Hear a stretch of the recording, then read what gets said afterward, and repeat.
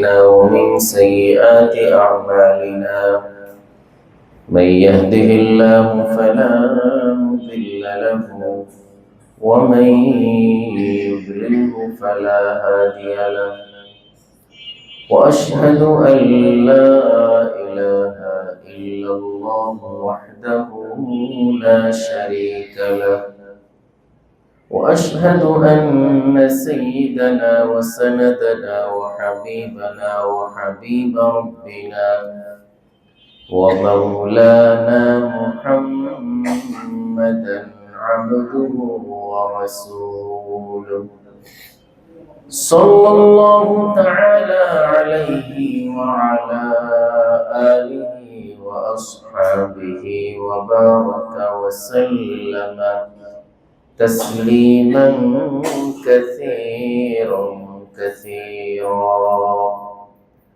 أما بعد فأعوذ بالله من الشيطان الرجيم بسم الله الرحمن الرحيم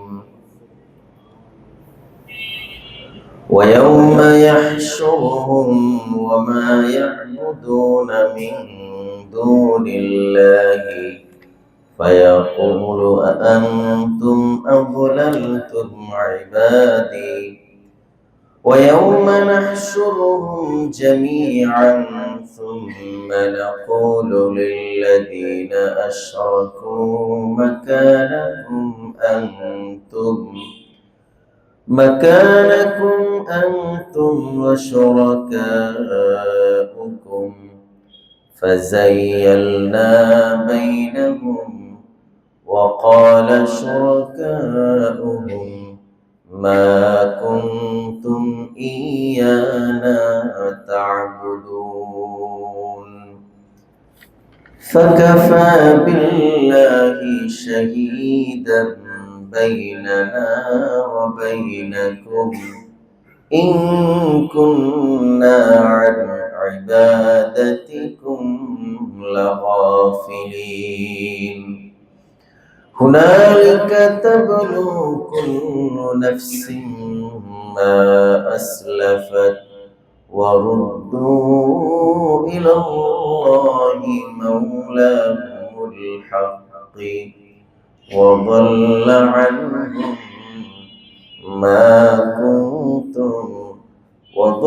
عنهم ما كانوا يفترون صدق الله مولانا العظيم سبحانك لا علم لنا إلا ما علمتنا إنك أنت العليم الحكيم محبة الشتى درود شريف اللهم صل على محمد وعلى آل محمد كما صليت على إبراهيم وعلى آل إبراهيم إنك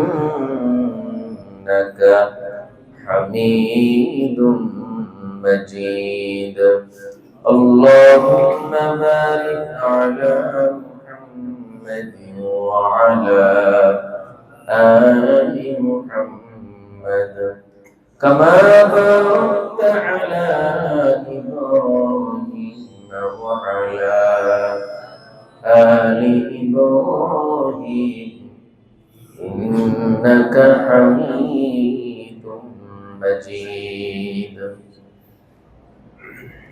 محترم হাজিরিন পবিত্র কোরআনুল কারীমের পবিত্র কোরআনের এই তাফসীরের মজমায় আল্লাহ তাআলা আমাদেরকে বসার তৌফিক দান করেছেন এজন্য সবাই বলি আলহামদুলিল্লাহ সূরা ইউনূস 28 নং আয়াত থেকে আমি পাঠ করেছি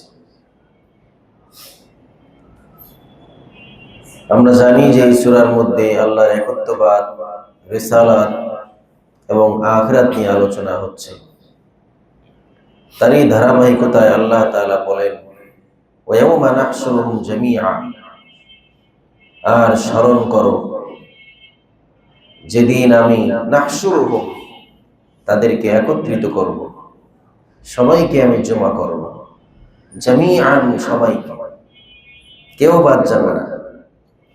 সুম্মা, অতঃপর, নাকুলু, আমি বলবো, লিল্লাযীনা, ওই সকল ব্যক্তিদেরকে, আশরাকু, যারা শিরিক করেছে, যারা দুনিয়ার মুখে শিরিক করত, আল্লাহ ছাড়া অন্য কেউ মানত, তাদেরকে আমি বলবো, মাকানাকুম আনতুম ওয়া শুরাকাউকুম,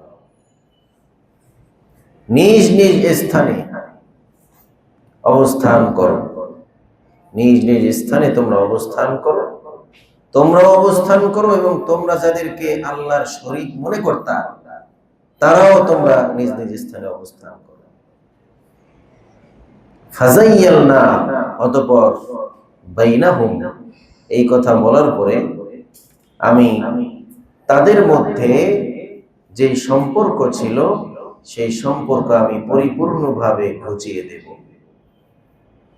এই যে আবেদ এবং মাবুদ, তোমরা যারা শরীক করতা আল্লাহ ছাড়া অন্য কারো, যাদের শরীক করতা, তাদের সঙ্গে যে তোমাদের যে মহব্বত ছিল, তোমাদের যে সম্পর্ক ছিল, সেটাকে আমি যাইয়ালনা, আমি ঘুচিয়ে দেব, দূরীভূত করে দেব। আল্লাহু আকবার। وقال شركاؤهم ما كنتم إيانا تعبدون, তাদের শরীকগণ বলবে, তোমরা তো আমাদের ইবাদত করতে না, আমরা দুনিয়াতে এখন আল্লাহকে বাদ দিয়ে যাদের পূজা করি,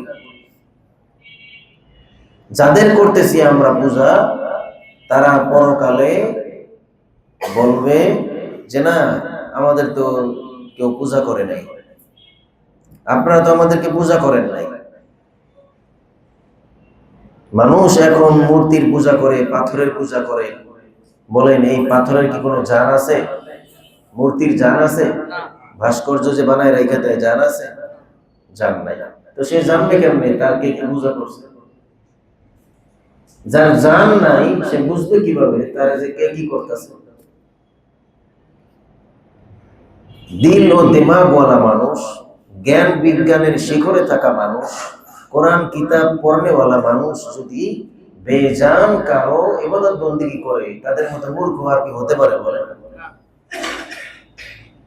তো আল্লাহ তাআলা পরকালে যাদের মানুষ পূজা করত, সেই সকল মূর্তিকে যখন তাদের সামনে দাঁড় করাবেন, দুজনের মধ্যে আলাদা করে দিবেন, সম্পর্ক নষ্ট করে দিবেন, তখন এই মূর্তিরা বলবে, তাদের জবান আল্লাহ খুলে দিবেন, তারা বলবে যে না, তোমরা তো আমাদের কোনো পূজা করো না। জীবনভর আপনাদের সামনে ভোগ দিলাম, কলা দিলাম, আম দিলাম, ফুল দিলাম, আপনারা দেখুন ডাইরেক্ট অস্বীকার করে। মূলত কে কে পূজা করছে তাদের তো কোনো খবরই নাই। এই জন্য যখন আল্লাহ তাদের বাক শক্তি দান করবেন, তখন তারা এটাকে পরিষ্কার ভাষায় বলবে যে না, আমাদের কোনো ইবাদত করা হয় না।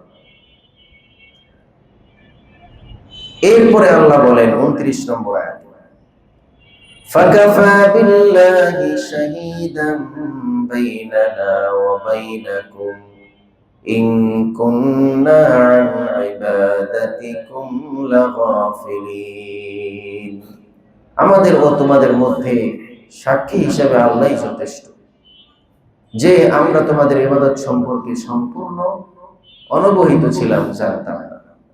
এই শরীকগণ, যাদের মানুষ শরীক করে, তারা সেদিন বলবে যে তোমরা আমাদের পূজা করছো কি করো নাই, এই ব্যাপারে আল্লাহই ভালো করে জানেন, আল্লাহ তিনি সাক্ষী। তোমাদের ইবাদতের ব্যাপারে আমরা গাফিল ছিলাম। গোটা বিশ্বের এত এত জ্ঞানী মানুষ, এত এত শিক্ষিত মানুষ মূর্তির পূজা করতেছে, মূর্তির খোদা মানতেছে। কি বলেন, ভারতে কি শিক্ষিত মানুষ নাই? ভারতে বিজ্ঞানী নাই? এত বিজ্ঞানী, তো এরপরও এরা কি করে? মূর্তির পূজা করতেছে, মূর্তিরই খোদা মনে করতেছে, আবার ওনাকে পূজা করে নদীতে ভাসাই দিতেছে। তো সেগুলো মুসলমান সমাজের মধ্যে কিভাবে আমদানি করা যায় ডাইরেক্ট তো আর বলতে পারবে না যে আপনারা মূর্তির পূজা করেন, বললে তো মুসলমানরা দিবে সাইজ করে। যেন মুসলমান সমাজের মধ্যে প্রথম প্রথম ঢুকাইছে হলো বাচ্চাদের পুতুল খেলা, পুতুল বানাইছে একটা আর কি, বাচ্চারা খেলুক, বাচ্চারা খেলবে, দোষের কি আছে। আস্তে আস্তে এই মূর্তিগুলো ঢুকছে শোকেসে, শোকেসে আনছে, বাচ্চার পুতুল খেলা থেকে শোকেসের মধ্যে সাজায় রাখতে ভালো দেখা যায়, একটা ঘোড়া, একটা হাতি, ভালো লাগে। এরপরে আস্তে আস্তে দেশের বিজ্ঞজন, বড় বড় মনীষী, রাজনীতিবিদ, তাদের স্মরণে ভাস্কর্য বানানো শুরু হইল। আমরা তো তার পূজা করতেছি না, সম্মানার্থে তার খাড়া করে রাখছি রাস্তার মোড়ে, একটা জায়গায় বিল্ডিং এর সামনে দাঁড় করে রাখছি, পূজা তো দিতেছি না। পূজা কি এখন করাইবো শয়তানে? পূজা করাইবো 100 বছর পরের জেনারেশনে দিয়ে। আপনাদের সামনে আগে ফিল্ড ফাইট করতেছে, বিল্ডিং বানাইতেছে, ঢাকাইবো আরেকজনকে দিয়ে। মূর্তির পূজা পয়লাতে এমনি হয় নাই, জানেন আপনারা হিস্ট্রি। এগুলো আমরা ওলামায়ে কেরাম বাধা দিলে কত বড় স্পর্ধা আমার নেতার বিরুদ্ধে বলছে, শিক্ষিত মানুষের বিরোধিতা করা শুরু করে।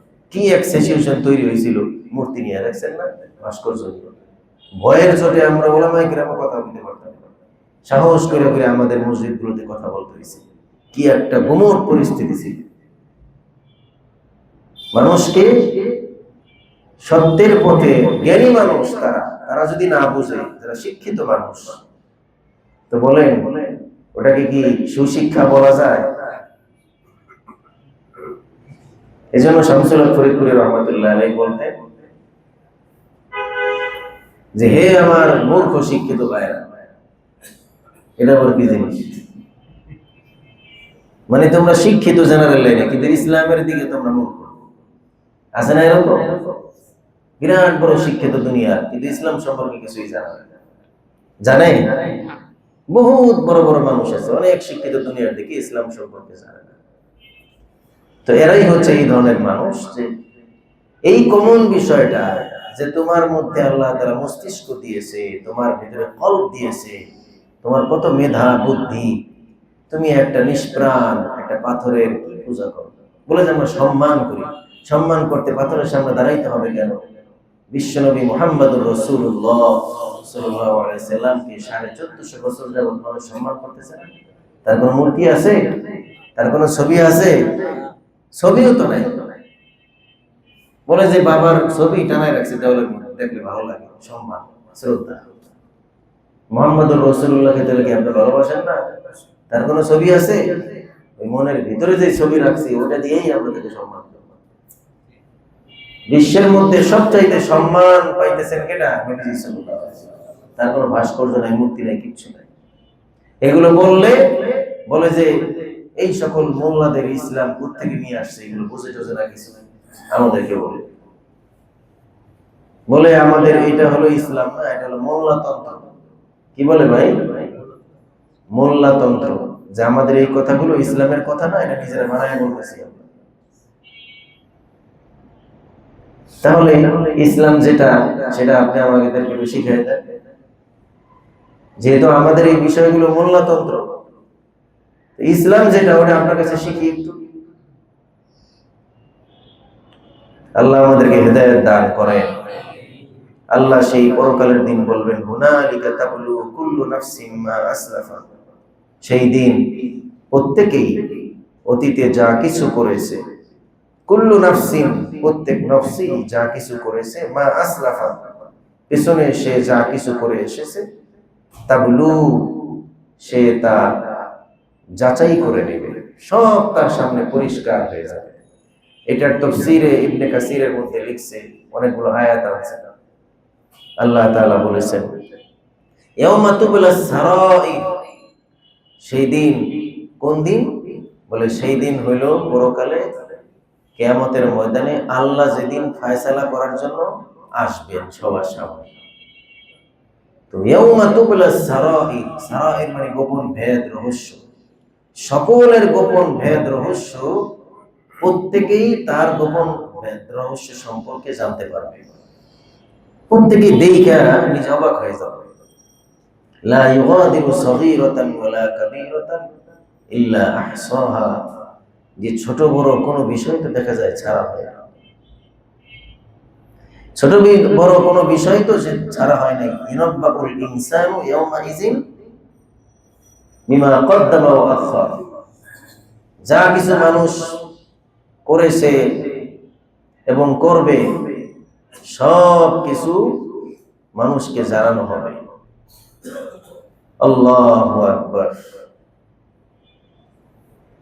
তো আল্লাহ তাআলা সূরা বনী ইসরাঈলের মধ্যে বলেন, ওয়ানুখরিজু লাহু ইয়াওমাল কিয়ামাতি কিতাবান, আমি কিয়ামতের ময়দানে মানুষের জন্য আমলনামা আমি বের করব তার সামনে। ইয়ালকাহু মানশুরা, সে ওই আমলনামার মধ্যে খোলামেলা সব কিছু দেখতে পাবে। মানে কাউকে ধরেই যে জাহান্নামে দিব, কাউকে ধরেই যে জান্নাতে দিব এমন না। দেখো হিসাব কিতাব মিলাও, আমি আল্লাহ তোমাদের সাথে কোনো বেইনসাফি করতেছি কিনা, সব আছে সব। আমলনামাগুলো উইরা উইরা আসবে, উইরা উইরা ডান হাতে যাদের আমলনামা পড়বে তারা বলবে যে যে কি বলে এটাকে, ফাম্মা মান উতিয়া কিতাবাহু বিয়ামিনিহি ফায়াকুলু ইয়া লাইতানি ফায়াকুলু হা উমকরাউ কিতাবিয়া। এই দেখো দেখো কত সুন্দর আমলনামা। ফায়াকুলু হা উমকরাউ কিতাবিয়া ইন্নী যানানতু আন্নী মুলাকিন হিসাবিয়া, আমি ইয়াকিন করতাম যে হিসাব কিতাবের দিন একদিন আসবে আর ওই দিন আল্লাহর লগে আমার দেখা করতে হবে, আমি এটা বিশ্বাস করতাম। দেখো আজকে এসে বলছে ইন্নী যানানতু আন্নী মুলাকিন হিসাবিয়া ফাহুয়া ফি আইশাতির রাদিয়া, ওই ব্যক্তি সন্তোষজনক জিন্দেগীর মধ্যে সে ঢুকে যাবে। তখন ওই ব্যক্তি সন্তোষজনক জিন্দেগি, আরামের জিন্দেগীর মধ্যে সে ঢুকে যাবে। ফাহুয়া ফি আইশাতির রাদিয়া ফি জান্নাতিন আলিয়া, মহান জান্নাতের মধ্যে সে ঢুকে যাবে। আর আম্মা মান উতিয়া কিতাবাহু বিশিমালিহি, যার আমলনামা বাম হাতে আইসা পড়বে, উইরা উইরা বাম হাতে পড়বে আইসা, ফায়াকুলু ইয়া লাইতানি লাম উতা কিতাবিয়া, সে বলবে হায় আমলনামা যদি হাতে নাই আসতো, কি দেখলাম এটা, না দেখাইতে ভালো আছিল, বলে না ইয়া লাইতানি লাম উতা কিতাবিয়া মা আগনা আন্নী মালিয়া, আজকে তো আমার কোনো মালই কোনো কাজে আসে না, এত মাল দুনিয়াতে কামাইছি কোনো লাভ হইতেছে না, ফেরেশতারা ঘুষ নেয় না, আল্লাহ ওখানে দিতে চাইলাম তাও হয় না, কোনো ঘুষ চলতেছে না। হালাকা আন্নী সুলতানিয়া, আমার থেকে তো আমার যে ক্ষমতা ছিল সেই ক্ষমতা তো চলে গেল, কোথায় আমার ক্ষমতা, কেউ তো নাই। হালাকা আন্নী সুলতানিয়া, আল্লাহ বলবেন এই এত কথা কয় কিল্লে খুজুহু ফাগুল্লু, এগুলো ধরো সবগুলোর বেরি পড়াও, সুম্মাল জাহিমা সাল্লু, এই সবগুলোর নিয়ে জাহান্নামের মধ্যে ফেলো, সুম্মাল জাহিমা সাল্লু সুম্মা ফি সিলসিলাতিন যারউহা ৭০ যিরাআন ফাসলুকু, জাহান্নামের মধ্যে গিয়া তাদেরকে শিকল করানো হবে, যারউহা ৭০ যিরাআন, যার পরিমাণ থাকবে লম্বায় ৭০ গজ, ৭০ গজের শিকল তাদেরকে পরানো হবে। যারউহা ৭০ যিরাআন ফাসলুকু, এবার আল্লাহ বলেন এদেরকে শাস্তি দিছি কেন জানো, ইন্নাহু কানা লা ইউমিনু বিল্লাহিল আযীম, আমি যে আল্লাহ আসিলাম এক আল্লাহ এই ব্যাপারে তারা স্বীকার করতো না। ইন্নাহু কানা লা ইউমিনু বিল্লাহিল আযীম ওয়া লা ইয়াহুদ্দু আলা তুআমিল মিসকিন, মিসকিনদেরকে খাওয়ান খাওয়াইতো না, খাওয়ান খাওয়ানোর ব্যাপারে উৎসাহিত করতো না। ইন্নাহু কানা লা ইউমিনু বিল্লাহিল আযীম ওয়া লা ইয়াহুদ্দু আলা তুআমিল মিসকিন, মিসকিনদেরকে খাওয়ান খাওয়ানোর বিষয়টা আল্লাহ জানা আছে এই শাস্তি দেওয়ার আলাপ করতে গিয়ে। এর মানে কি, এর মানে হইলো আজকাল যে গাজার মধ্যে না খায় মানুষ মারা যাইতেছে আর আমরা বলতেছি দোয়া করা ছাড়া কি করব, এই আয়াত আর আমরা মিলাই, গাজার মানুষেরা কি মিসকিন না, নিঃস্ব কিনা বলে না, নিঃস্বদেরকে তো মিসকিন বলা হয়, খাওয়ান তো ঢোকে না মিয়া। গাজার এই চিত্র দেখলে তো আমাদের খাবার না ঢোকার কথা, আমরা যে বলি কিছুই করার নাই, কে বলছে কিছু করার নাই, অনেক কিছুই করার আছে। সৌদি আরবের মধ্যে যারা আছে সবাই কি মুসলমান না? এই সমস্ত মুসলমান মিলে যদি সৌদি সরকাররা চাপ দেয় যে কোনো মূল্যে আপনার গাজার পাশে দাঁড়াইতে হবে, তাহলে আপনার খবর আছে। সম্ভব কিনা বলেন? আমাদের সবাই মিলে যদি বাংলাদেশের সরকাররা চাপ দেয় যে কোনো মূল্যে হোক আপনার দাঁড়াইতে হবে গাজার পাশে, তাহলে আপনার খবর আছে। এইভাবে মুসলিম দেশগুলোর সাধারণ মানুষ কত কিছুর লেগে তো আন্দোলন করে। আগে সরকারের আন্দোলন করে ফেলাই দিয়েছেন আমাদের দেশে। তো কোটা না মেধা এই আন্দোলনের লেগে আপনারা সরকার ফেলাই দিলেন, তো ফিলিস্তিনের মানুষের পাশে দাঁড়ানোর জন্য কি এরকম আন্দোলন করা যায় না? ক্ষমতার জন্য আমরা এত আন্দোলন করতে পারি, কিন্তু ওই বিষয়ে চাপ দেওয়ার জন্য কি মুসলিম দেশগুলোর জনগণ আন্দোলন করতে পারে না? মিশরে আন্দোলন করে সরকার ফেলাই দিচ্ছে, তিউনিসিয়া আন্দোলন করে সরকার ফেলাই দিচ্ছে, হয়েছে না আন্দোলন? কত আন্দোলন হয়েছে, কিন্তু এই বিষয়ে কি আন্দোলন হতে পারে না? তো দেশের শাসক তখন বাধ্য হবে গাজার পাশে দাঁড়াতে। গাজার চতুর্দিকে খাবার, গাজা থেকে সৌদি আরব কতটুকু দূর, গাজা থেকে জর্ডান কতটুকু দূর, বর্ডার শুধু। গাজা থেকে মিশর তো খালি একটা দেওয়াল, বেশ কম দেওয়াল, দেওয়ালের এপার মিশর, ওই পার। মিশরে কি খাওয়ার নাই? কোটি কোটি টাকার খাবার অপচয় হইতেছে, যায় দেখেন। চতুর্দিকে এত ধনী দেশ, এত আরব দেশ, এত মুসলিম কান্ট্রি। ডোনাল্ড ট্রাম্পকে দিছে কাতার এক ট্রিলিয়নের চাইতে বেশি ডলার দিছে। সৌদি আরব দিছে কত ডলার? তো কাতার যেই ডলার দিছে ডোনাল্ড ট্রাম্পকে, এগুলো দিয়ে নাকি 240 বছর গাজারে খাওয়া যাইত। 240 বছর। আর এখানে গাজা খাওয়ান পাইতেছে না। একটা ভিডিও দেখলাম, বয়স্ক লোক হুইল চেয়ারে যাইতেছে, তাকে সাংবাদিক নাকি জিজ্ঞেস করছে, কান্দাছে লোকটা, বলে যে কয়দিন ধরে খানা খান না? কয় 2 থেকে 3 দিন। একটা রুটিও পান না, কান্দাছে, বলতেছে একটা রুটিও আমি পাইনি। এতদিন মারছে বোম্বিং কইরা, এখন বলতেছে না খাওয়ায়। এই ভয়াবহ অবস্থা। ওয়ালা ইয়াহুদ্দু আলা তুআমিল মিসকিন। আল্লাহ আমাদেরকে বোঝার তৌফিক দান করেন। তো মানুষের পেছনের হিস্টোরি সব তার সামনে চলে আসবে, সে বুঝে ফেলবে, সে যাচাই করে নেবে যে আমার এটাই করছি, হয়ে গেছে। ওয়ারুদ্দু ইলাল্লাহি, সবাইকে আল্লাহর দিকে ফিরিয়ে নিয়ে যাওয়া হবে। মাওলাহুমুল হাক্কি, যিনি হচ্ছেন তাদের আসল মালিক। আল্লাহ কি বলেন? যিনি হচ্ছেন কি তাদের আসল। মাঝে মাঝে মনে হয় যে দুনিয়াটা কামাকা, এখানে কিছুদিন বোধহয় ঘুরতে আইছি আর কি। কিছুদিন আমরা ঘুরতে আইছি। এই আয়াতগুলো, এইগুলো কোরআন শরীফ যদি আপনারা অর্থ বুঝে বুঝে একটু পড়েন, তাহলে মাঝে মাঝে মনে হবে যে এখানে কিছুদিন ঘুরতে আইছি। আসলে পরে ঘুরতে যায় না মানুষ, ঘুরতে আইছে আবার ঘরে যায় ফিরে গেছে। আল্লাহর কথাবার্তা তো এই বোঝা যায়। দুনিয়াতে পাঠাইছিলাম ইহবিতু, তোমরা সবাই নাম হয় আদম, তুমি তোমার স্ত্রী লইয়া, তোমার যত জন্ম নিবে তোমার থেকে সব বাচ্চা বুচ্চা লইয়া তুমি জান্নাত থেকে নামো সব। আবার তোমাদেরকে ফিরে আনা হবে, সবাইকে মালিকের কাছে নিয়ে আসা হবে। এর মানে কি? জান্নাত থেকে তুমি করে দুনিয়াটা ঘুরতে পাঠাইছি, 60-70 বছরের জিন্দেগি থাকবো ওখানে, আবার লইয়া যাবো। যেটা উল্টা উল্টা করবো এগুলো জাহান্নামে দেবো, যেটা ভালো এটা আমার জান্নাতে জায়গা দেবো। হিসাব এরকম না। আল্লাহর কথাবার্তা যেমনই বোঝা যাইতেছে, ওয়ারুদ্দু ইলাল্লাহি, আল্লাহর দিকে ফিরে নিয়ে যাওয়া হবে। মাওলাহুমুল হাক্কি, যিনি তাদের আসল মাওলা। মুসলমান আমরা তো এখানে তাফসীরে বইসা বইসা এটা আমাদের ভিতরে ঢুকতেছে, মাশাআল্লাহ। সাধারণ মানুষ, শিক্ষিত সমাজ, রাজনীতিবিদ, নেতৃত্ব দেয় যারা, এই বিষয়গুলো যদি তারা একটু পড়তো, ইসলাম সম্পর্কে তাদের এত অবহেলা, ইসলাম পালন না করতে না করতে ইসলামটা নিয়েই তাদের এখন সংশয়।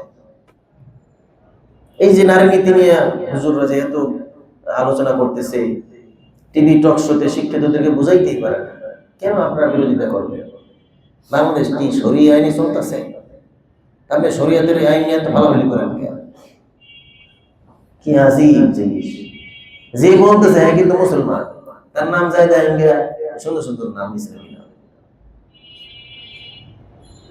বলে যে বাংলাদেশ কি শরীয়ত আইনে চলতেছে, এমন ভাবে জিজ্ঞেস করে, মানে শরীয়তটা তাদের কাছে চুলকানির কারণ মনে হয়।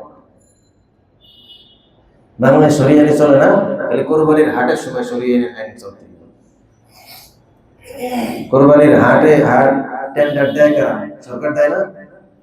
তো এই কোরবানি কি শরীয়ত না? তো এই সময় টাকার সময় শরীয়ত।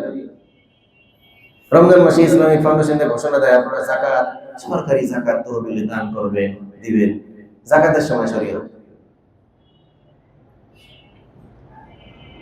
আর যদি বলে যে দেশটারে শরীয়ত অনুযায়ী চালান, এগুলো বলবেন না। মুক্তিযুদ্ধ শরীয়তের জন্য হয় নাই। মুক্তিযুদ্ধ শরীয়তের জন্য হয় নাই। কোরবানির হাট এই সময় শরীয়ত ঠিক আছে। টাকা হয়েছে টেন্ডার দিলে, যাকাত টাকার বিষয় আছে। এই হচ্ছে আমাদের অবস্থা। ওয়াদাল্লা আনহুম মা কানু ইফতারুন। এই শরীক যারা করত, শিরিক যারা করত, তাদের থেকে হারিয়ে যাবে। যে মিথ্যা প্রভু মানুষ বানাইছিল, এদের থেকে সব হারিয়ে যাবে। আমরা আমাদের মিথ্যা প্রভু যারা আমরা বানাইছি, আমরা তো এখানে সবাই মুসলমান, তাওহীদবাদী, আলহামদুলিল্লাহ। কি বলেন, আমরা সবাই তাওহীদি জনতা না? না লজ্জা লাগে তাওহীদি জনতা পরিচয় দিতে? সব আমরা তাওহীদি জনতা।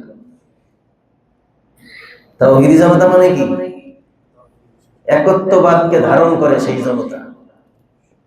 এটাকেও ক্রিটিসাইজ করার চেষ্টা হয়েছে কয়েকদিন, তাওহীদি জনতা এরা এটা করে সেটা করে। এবার আল্লাহ তাআলা মানুষকে স্মরণ করায় দিতেছেন পরের রূপতে। আল্লাহ বলেন, قل من يرزقكم من السماء والأرض أم من يملك السمع والأبصار ومن يخرج الحي من الميت ويخرج الميت من الحي ومن يدبر الأمر فسيقولون الله فقل أفلا تتقون। হে নবী, মুশরিকদেরকে বলে দিন, কে তোমাদেরকে আসমান ও জমিন থেকে রিজিক সরবরাহ করে? আল্লাহ বলেন, ওয়াফিস সামাই রিজকুকুম ওয়া মা তুআদুন। আসমানেই রয়েছে তোমাদের রিজিক। ইন্নাল্লাহা হুয়ার রাজ্জাকু যুল কুওয়াতিল মাতিন। আল্লাহই তোমাদের রিজিক দাতা। ওয়া মা মিন দাব্বাতিন ফিল আরদি ইল্লা আলাল্লাহি রিজকুহা। দুনিয়াতে এমন কোন জন্তু নাই যার রিজিকের জিম্মাদারি আল্লাহ তাআলা নেন নাই। আম্মান ইয়ামলিকুস সামআ ওয়াল আবসার। কে শ্রবণ ও দৃষ্টি শক্তির মালিক? তোমাদেরকে শ্রবণ করার জন্য কান দিয়েছেন, দেখার জন্য চোখ দিয়েছেন। ওয়ামাই ইখরিজুল হাইয়া মিনাল মাইয়িতি। কে মৃত থেকে জীবিতকে, এবং ওয়াইখরিজুল মাইয়িতা মিনাল হাইয়্যি, এবং জীবিত থেকে মৃতকে কে বের করেন?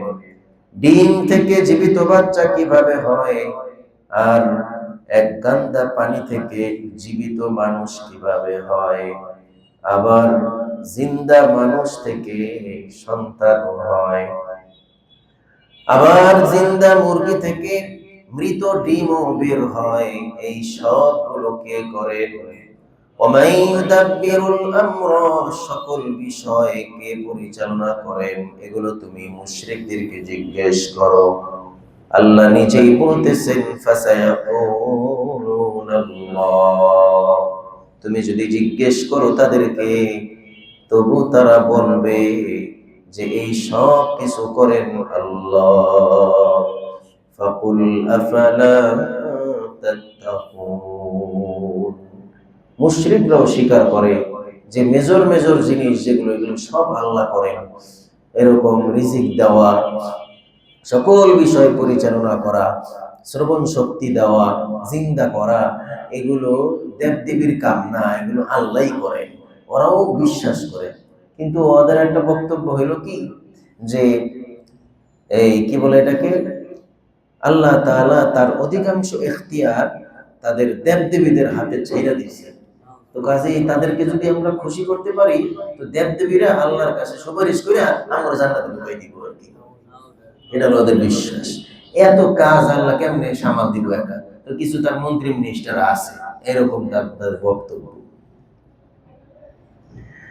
তো সকল কাজ যিনি করতে পারেন, জিন্দা করতে পারেন, মারতে পারেন, তার কি আবার সাহায্য সহযোগিতাকারী লাগে?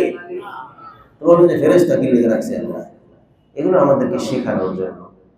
আচ্ছা বলেন, সবাইকে যখন আল্লাহ মৃত্যু দিয়ে দিবেন, এমনকি আজরাইল আলাইহিস সালামকে, তখন কোনো ফেরেশতা থাকবে? তখন আল্লাহ কি চলতে পারবো না? আল্লাহ খাওয়ান দাওয়ান বন্ধ হয়ে যাবে, তখন আল্লাহ চলবেন কিভাবে?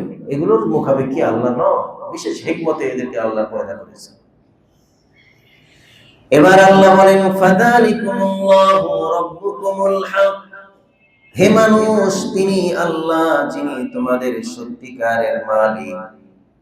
এই যে এতক্ষণ পরিচয় দেওয়া হলো, তিনি আল্লাহ যিনি তোমাদের সত্যিকারের মালিক। এই দুনিয়াতে যে মালিক দেখো, এগুলো ক্ষণস্থায়ী, কিছুদিনের জন্য। আর আসল মালিক হলেন তোমাদের রব আল্লাহ। ফামাযা বা'দাল হাক্কি ইল্লা আদ-দালাল, এই সত্যটা স্পষ্ট হয়ে যাওয়ার পর বিভ্রান্তি ছাড়া আর কি অবশিষ্ট থাকে বলো? এই যে সত্যটা পরিষ্কার হয়ে গেল, আল্লাহই হলেন আসল মালিক, তাহলে এরপরেও তোমাদেরকে আর হেদায়েতের পথে আনতেছে না কেন? বুঝা গেল? এত কিছু বুঝার পরেও বিভ্রান্তি, এইটা তোমাদেরকে আটকায় রাখছে, পথভ্রষ্টতা তোমাদেরকে আটকায় রাখছে। ফান্না তুসরাফুন, এত কিছু সত্ত্বেও তোমাদেরকে উল্টা দিকে, উল্টা কে তোমাদেরকে কোথায় নিয়ে যাচ্ছে? অর্থাৎ তোমাদের নফস, তোমাদের খায়সাত উল্টা দিকে নিয়ে যাইতেছে।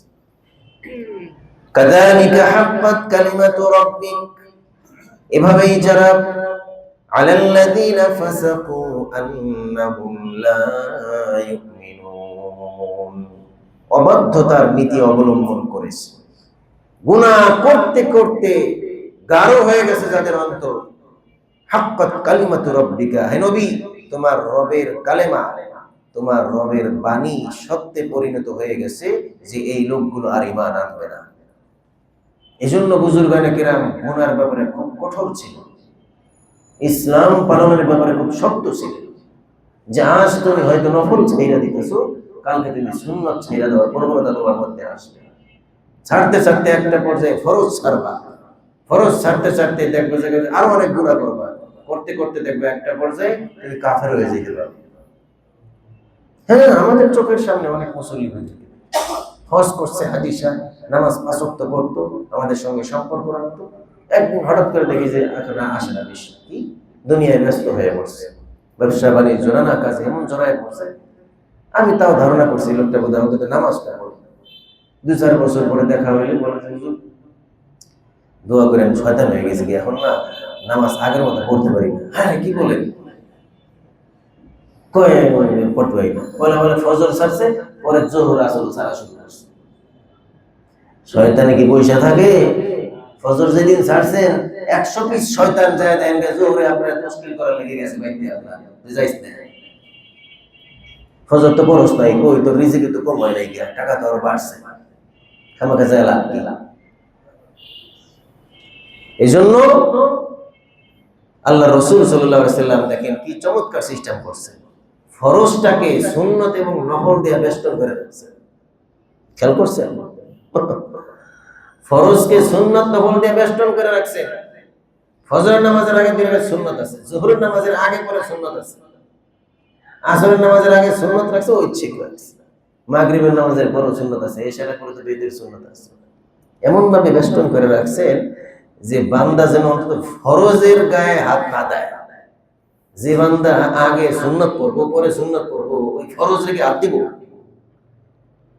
ফরজটাকে সে গুরুত্বপূর্ণ মনে করে ছাড়বে না। সব আমাদের গোলাম হুজুররা, আমাদের যারা পড়াইছেন, তারা আমাদেরকে শিখাইতেন, এই তোমরা কিন্তু মাদ্রাসার ছাত্র, তুমি যদি নফল ছেড়ে দাও তো পাবলিক কিন্তু সুন্নাত ছেড়ে দিবে, তুমি যদি সুন্নাত ছেড়ে দাও পাবলিক কিন্তু ফরজ ছেড়ে দিবে, তোমার আরো বেশি পালন করতে হবে, তুমি আরো 10 টাকা বেশি নফল করো। এই জন্য অনেক সময় আপনারা ঘাবড়ে যান, হুজুর মাদ্রাসায় দিয়েছি পোলারে, কিন্তু এত আমল করায় বিরক্ত লেগেছে। করাইতে বেলা সপ্তাহে তাহাজ্জুদের লেগে ফিরে ফিরে বলে, এটা কোনো কাম হইল? এগুলো কি শিশুদেরকে মানসিক টর্চার করা হয়, রাত 3টা বাজে উঠায় পড়াইবো, এগুলো কোথায় পেয়েছেন আপনারা? এগুলো বলে অনেকে, এগুলো যে কত ফায়দা হয় বুঝবেন না। তা আল্লাহ রসুল সাল্লাল্লাহু আলাইহি ওয়াসাল্লাম এই সিস্টেমটা করেছেন যে বান্দা যেন গুনাহ করতে করতে, গুনাহগার হইতে হইতে একটা পর্যায়ে যেন এমন না হয়ে যায় যে আল্লাহ যেখানে বললেন, গুনাহ করতে করতে করতে করতে একটা পর্যায়ে তার ব্যাপারে আল্লাহ সিদ্ধান্ত স্থির হয়ে যায় এটা জান্নাতে যাবে না, জাহান্নামী, ফিনিশ হয়ে যায়। কিন্তু বাস্তবে পরে আস্তে আস্তে দেখবেন বর্তমান যে খতরনাক জমানা, নাস্তিক হয়ে যায়, নাস্তিক হয়ে যায়। এই কিছুদিন আগে শুনছেন না, মাদ্রাসার মুফতি সাহেব নাস্তিক হয়ে গেছে, হুজুর নাস্তিক হয়ে গেছে। এটা হয়েছে কেমনি, খবর পাইছেন আপনারা? এর ছাত্র জমানায় হুজুরদের পরামর্শ ছাড়া উল্টা পুল্টা বই পড়তে, এগুলো খবর নিছি। বিভিন্ন নাস্তিকদের লেখার বই আছে না, ঢাকা ইউনিভার্সিটি অনেক অনেক জায়গার বই টই আছে না, যারা একটু নাস্তিকতা লালন করে, বাংলা সাহিত্য শেখার জন্য বঙ্কিমচন্দ্র চট্টোপাধ্যায় অমুক অমুক নানা বইটি পড়ছে তারা। এই জগা খিচুড়ি দুনিয়ার বই পড়ছে।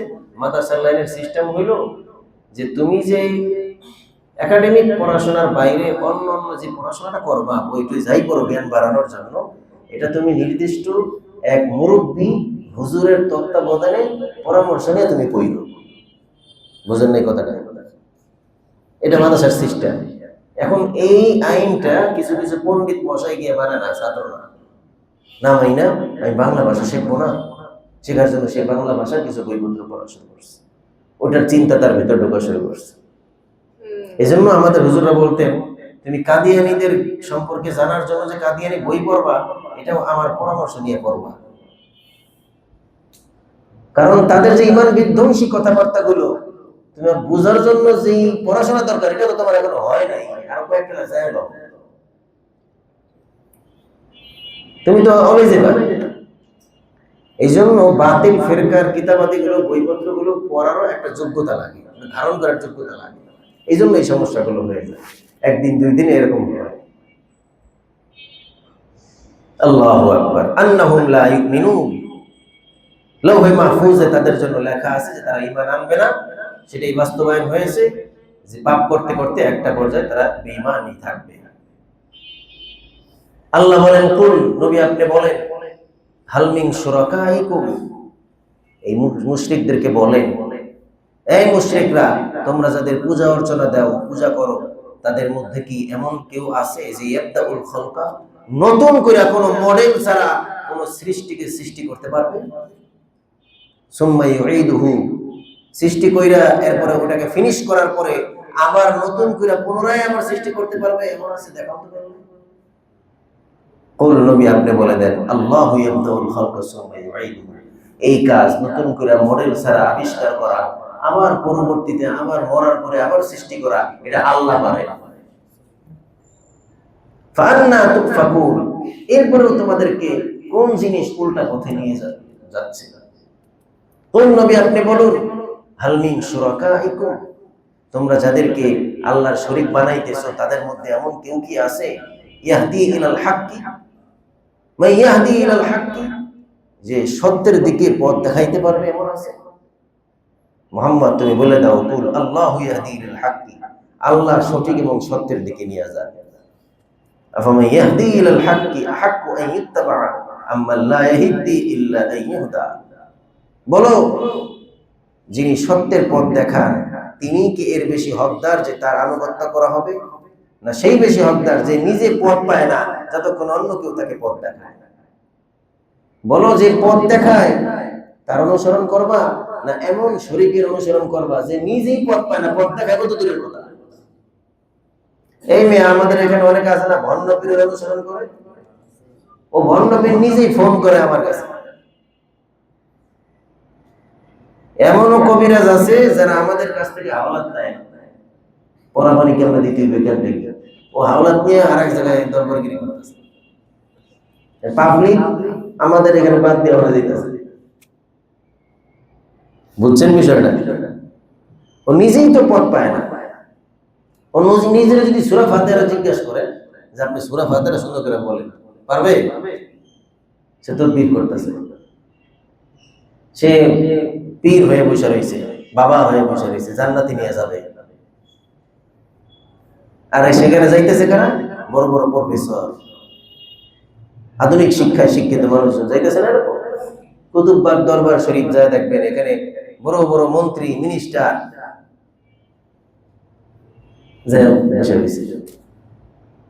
এখানে যাওয়ার পরে দিয়া হঠাৎ করে আমার 2 লাখ টাকাটা লাভ হয়ে গেছে, বুঝলাম যে বাবার দরবারে যাওয়ার কারণে লাভ হয়েছে। এটাকে কি বলে? শিরিক বলবেন না? শিরিক যদি এটা না বলেন তা শিরিক কোন জিনিস? শিরিক যদি এটাকে না বলেন তা শিরিক কোন জিনিস? আমাকে একটা জিজ্ঞেস করে যে এই এক জায়গায় 5 লাখ টাকা দিয়েছি, তো মাসে মাসে আমার 30,000 করে দেয়, এটা কি সুদ হইব? আমি তাহলে এটা যদি সুদ না হয় সুদ কারে বলে? এটা যদি সুদ না হয় তাহলে সুদ কাকে বলে আমার একটু বলে। 5 লাখ টাকা দিয়েছে, মাসে মাসে 30,000 করে দেয়, সুদ যদি এটা না হয় সুদ কাকে বলে? এটা আমি তো জানতে চাইতেছি। বুঝছেন বিষয়টা? এটা শিরিক হয় না। মোল্লা মুন্সিরা ফতুয়া দেয়, বাবার দরবারে কুতুববাগ গেলে এটা বলে ঠিক না। হ্যাঁ, মাজার ভাঙছে, কিনলে এই করছে সেই করছে। মাজার ভাঙছে কই? মাজার ভাঙছে, মাজারের দেওয়াল ভাঙছে, উল্টা উল্টা তোমরা হাবিজাবি খাও, ওগুলোর আসর ভাঙছে। কবর কি যায় উড়ে ফেলাই দিছে নাকি? মাজারের ভিতরে জিনিস হয়ে রয়েছে, ওনার কবরকে উড়ে ফেলাই দিছে। পেপারের মধ্যে লিখতেছে মাজার ভাঙছে। আর যারা ভাঙ্গে গিয়া, এরাও ইসলামে কি পদ্ধতিতে দাওয়াত দিতে হবে সেই জ্ঞান নাই। ইসলামে এইভাবে দাওয়াতের সিস্টেম না। আফগানিস্তানে প্রথমবার যখন তালেবানরা ক্ষমতায় আসে, তো অনেক মাজার, তখন মাজাররা তো খুব ভয় পেয়ে গেছে, হ্যাঁ আমার মাজার সব ভেঙে দিন। তালেবানরা ভাঙে নেই। তালেবানরা করছে কি, ওই আফগানিস্তানের যে তাবলিগ জামাতের মার্কাজ, সেখানে যোগাযোগ করছে যে আপনারা প্রত্যেক মাজারে প্রচুর পরিমাণে জামাত পাঠান, প্রচুর পরিমাণে জামাত পাঠান। জামাত পাঠায় পাঠায় তাদের পিছনে মেহনত কইরা কইরা 4-5 বছর পরে দেখছে যে ওরা নিজেরাই মাজার ভেঙে দিয়েছে। ওরা নিজেরাই মাজার ভেঙে দিয়েছে। তো এটা হচ্ছে যে ধীর গতিতে মেহনত। আমরা চাই কি, ক্ষমতায় এসে আমি সব ভাঙে তছনছ কর, তো হিতে বিপরীত হয়। চৌধুরীপাড়া মালিবাগের এক কারগুজারি শুনলাম, সেখানে এক মসজিদে তাবলিগ জামাত ঢুকতেই দিত না মুতাওয়াল্লি সাহেব, দেখলেই তার মেজাজ গরম হয়ে যেত। এখন কাকরাইল মসজিদ থেকে এই খবর পাইছে, কাকরাইল মসজিদে যোগাযোগ করছে যে কি করা যায়, ফিকির করছে। তো ওনারা এই মুতাওয়াল্লি সাহেবের কয়েক রেস্তা এক আত্মীয় খুঁজে বাই করছে যে হ্যাঁ অমুকে তাবলিগ জামাতের এক সাথী, এইটারে পাওয়া করছে যে তুমি তোমার এই আত্মীয়র পিছনে লাগো। তার এত স্কিল করতে করতে করতে কেউ নানাভাবে হাদিয়া তো নিয়ে যাইতে যাইতে বহুত কিছু সিস্টেম করে একটা পর্যায়ে এমন হয়েছে, চৌধুরীপাড়া মসজিদে এখন যা দেখেন মার্কাজের মতোই একটা অবস্থা। তো এইটা হলো দাওয়াতের সিস্টেম। দাওয়াতের মেজাজ, ইসলামের দাওয়াতের মেজাজ হইল যে তোমার কাছে যদি ক্ষমতা থাকে, শাসন ক্ষমতা থাকে, প্রশাসনিক পাওয়ার থাকে, ইসলামী হুকুমত থাকে, তুমি তখন সেটা ওইভাবে ব্যবস্থা নিতে পারো। কিন্তু তোমার কাছে ক্ষমতা নাই, তুমি গিয়ে যদি সেটাকে অ্যাটাক করতে যাও, তখন হিতে বিপরীত হইতে পারে।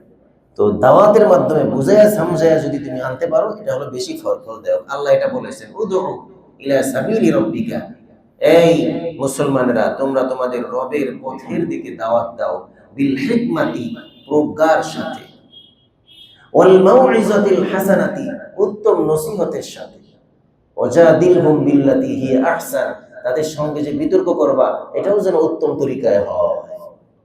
বিতর্কটাও কি তরিকায় হয়? এটা হলো দাওয়াতের মেজাজ। এই সিস্টেমে দাওয়াত দিতে হয়। আশরাফ আলী থানভী রহমাতুল্লাহি আলাইহির কাছে একবার খবর আসছে যে ভারতের অমুক এলাকায় অনেক মানুষ নাকি শিয়া হয়ে গেছে, অনেক মানুষ নাকি কাফের হয়ে গেছে, কাফের, ইসলাম ছেড়ে কাফের হয়ে গেছে। উনি গেছে খবর পায়, এই তোমরা বলে কাফের হয়ে গেছো? নেই উস্তাদ জি, हम तो काफिर नहीं होया, মানে हम काफिर तो हुई नहीं, हम तो ताजिया निकालते हैं बोलते।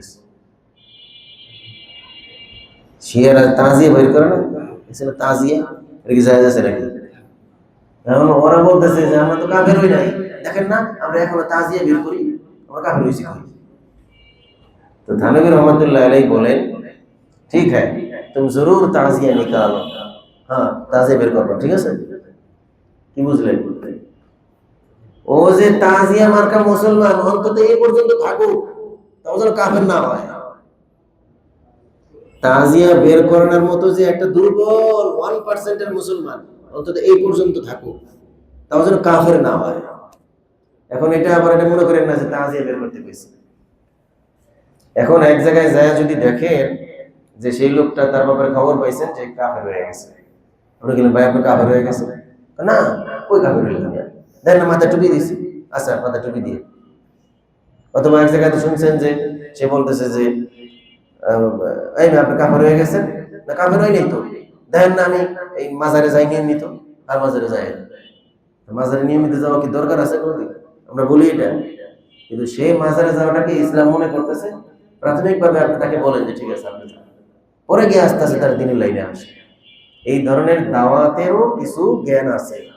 আজকাল অমুসলিমদেরকে কিভাবে দাওয়াত দিতে হবে সেই নিয়ে অনার্স করে, অনার্স 4-5 বছরের পড়াশোনা আছে, 4-5 বছরের পড়াশোনা আছে। এটাও আমাদের মাথায় রাখতে হবে। যাই হোক, আমরা বলতেছিলাম যে আল্লাহ তাআলা বলেন যে যে সত্যের পথে হেদায়েত দান করে সে তাকে কি তোমরা অনুসরণ করবা, না যে নিজেই পথ পায় না তারে তোমরা অনুসরণ করবা? ফামা লাকুম কাইফা তাহকুমুন, ফামা লাকুম কাইফা তাহকুমুন, কি হলো তোমাদের, কেমন ধরনের সিদ্ধান্ত তোমরা গ্রহণ করতেছো যে নিজে পথ পায় না তারই তোমরা অনুসরণ করতেছো। আল্লাহ তাআলা আমাদেরকে যা কিছু আমরা শুনলাম বললাম এর উপর আমল করার তৌফিক দান করুন। দুরূদ শরীফ